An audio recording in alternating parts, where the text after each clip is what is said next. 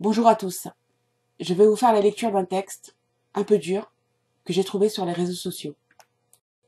Il est attribué à un certain Di Lee qui l'aurait lu un matin sur les ondes d'une station de radio de New York.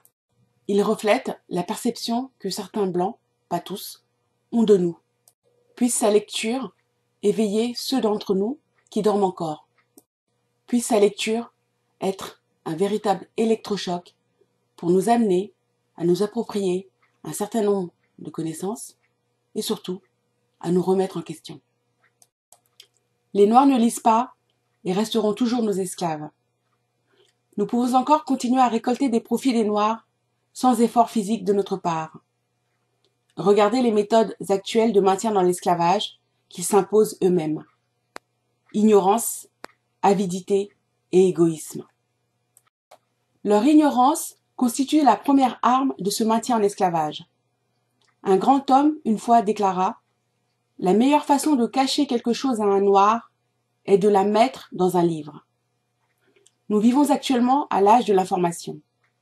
Ils ont l'opportunité de lire n'importe quel livre sur n'importe quel sujet en rapport avec leurs efforts de lutte pour la liberté, mais ils refusent de lire.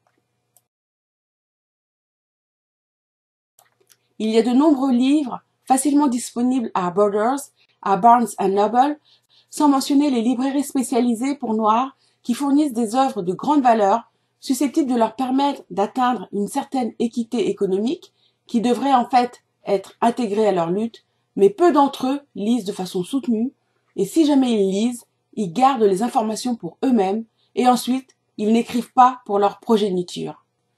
Deuxièmement, l'avidité. Elle est une autre puissante arme de contention. Les Noirs, depuis l'abolition de l'esclavage, ont eu de grandes sommes d'argent à leur disposition. L'an dernier seulement, pour la période des fêtes de Noël et de fin d'année, ils ont dépensé 10 milliards de dollars des 450 milliards de dollars qui représentent leur revenu annuel. N'importe qui d'entre nous peut utiliser les Noirs comme un marché cible pour n'importe quelle entreprise. Ils viendront toujours y consommer. Étant principalement des consommateurs, ils agissent par avidité, poussés par le plaisir et le désir de toujours posséder. Ils veulent toujours en posséder davantage sans penser le moins du monde à épargner pour la progéniture ou à investir pour les générations suivantes. Au lieu de démarrer une entreprise, ils penseront de préférence à s'acheter de nouvelles paires de chaussures très chères. Certains d'entre eux vont jusqu'à négliger leurs propres enfants pour se procurer les tout derniers modèles. Ils pensent jusqu'à présent que rouler en Mercedes et vivre dans une grande maison leur octroie un certain statut ou qu'ils ont réalisé le rêve américain. Ils sont fous. De l'Europe, des USA, d'Afrique, ils sont tous les mêmes.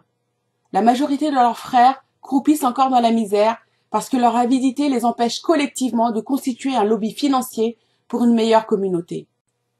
Avec l'aide de Black Entertainment Tonight, une chaîne de télévision pour Noirs, et d'autres médias télévisés du même genre qui leur apportent des images destructives dans leur propre foyer, nous continuerons à tirer d'eux d'immenses profits comme ceux gagnés par Tommy et Nike.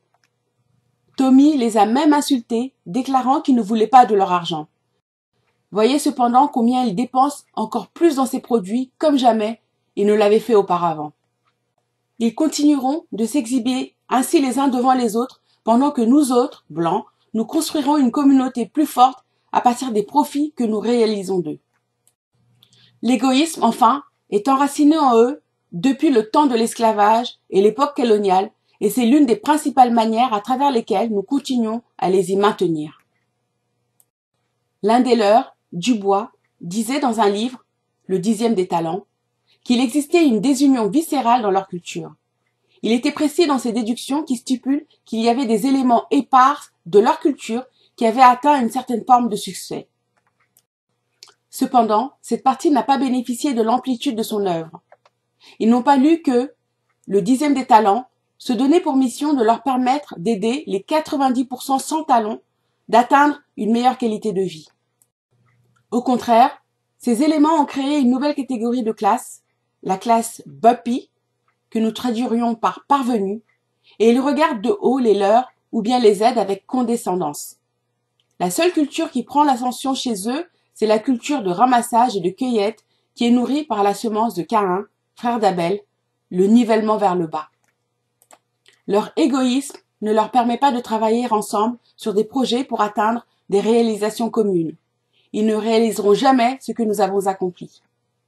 Quand ils se mettent ensemble, ils laissent leur ego dominer leurs objectifs communs. Donc leurs prétendues organisations d'aide et de charité semblent seulement promouvoir leur nom sans apporter de réels changements au sein de la communauté.